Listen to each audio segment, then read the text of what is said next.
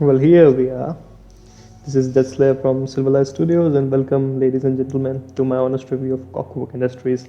Funny thing, I actually read the title wrong up until this point as Clockwork instead of Cockwork Industries. Now that I do know that the game is called Cockwork Industries instead of Clockwork Industries, the title makes a whole lot more sense. Now, as to what this game really is, it is basically an adult sex fantasy or adventure, if you will. If that's not what you're looking for, then this would be the time to close this video and forget that this game ever existed in the first place. Now, for those of you who are still here, we'll be taking a deep look at the game and finding out whether it is worth your time and money, or is it just a cheap cash grab. As a side note, I will not be showing any adult scenes because first, this is YouTube, and second, I do not want to spoil anything for you guys, considering that the single playthrough only takes about 2 to 2.5 hours, and so the gameplay will also be from the very first half of the game to keep it as spoiler free as possible. So without further ado, let's begin.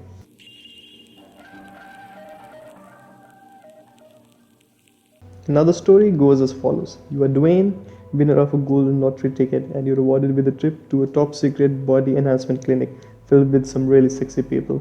You get to explore the clinic, meet with these said people, and discover what is the secret project that they are working on. The story is nothing to write home about really. It does not have any real emotional moments. The tension comes from actually how many people you're able to get along with and trying to discover the endings with each one of them. Not to say that the story is a total throwaway, there are some subplots within the main plot which you may or may not experience depending on how you choose to play. Overall, the main story is kind of linear. Yes, you can have different endings with different people, but the main story thread remains the same. Overall, I would say the story gets the job done into leading you into the main event.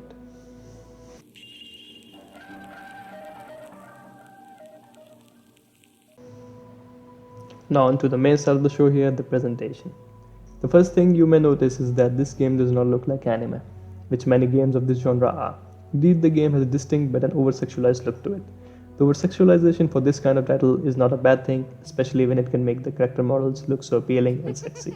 And the detachment from anime will still make it appealing to people who in general are not a fan of anime. The character models, I have to say, do look pretty good, and the animation is pretty well done as well. These graphics are where the real strength of the game lies, because the characters look so stunning. You want to get the ending with each one of them, and that adds a lot of replayability to the game, seeing as you cannot get all of them in one go. It took me about 4 playthroughs to see everything that the game has to offer, and at that point the story becomes a real drag because it is very linear. Coming to the main stuff, the scenes are well done from a visual standpoint, but do not expect to do much in those scenes except a few lame mini games and a few clicks here and there. An option to have more interaction in those scenes would be well appreciated. Overall, I think they do look steaming hot and reward the player well with the effort that they put in. Graphics are the main thing when it comes to these kind of games, and I would say the developers have done a real good job on that front.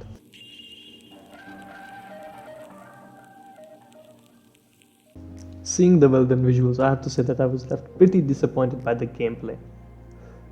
I think the game kind of falls flat in this regard. All you get are a handful of choices and some quick time events in an otherwise linear story.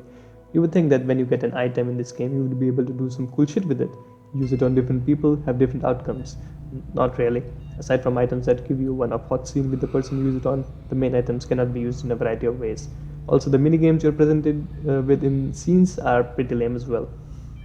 The story, as I said, is kind of linear, with choices mainly revolving around which person you want to bed, and the dialogue choices are pretty obvious as to what will make the person you're talking to happy. The game has 2 modes, adventure, also known as the normal mode or simple mode, for people who just want to have the scenes as soon as possible. Now, I have been referring to the characters in this game as people or persons instead of girls, because this game does have a gay romance option which you can choose to include or not to include at the start of the game, which I feel is a pretty nice touch.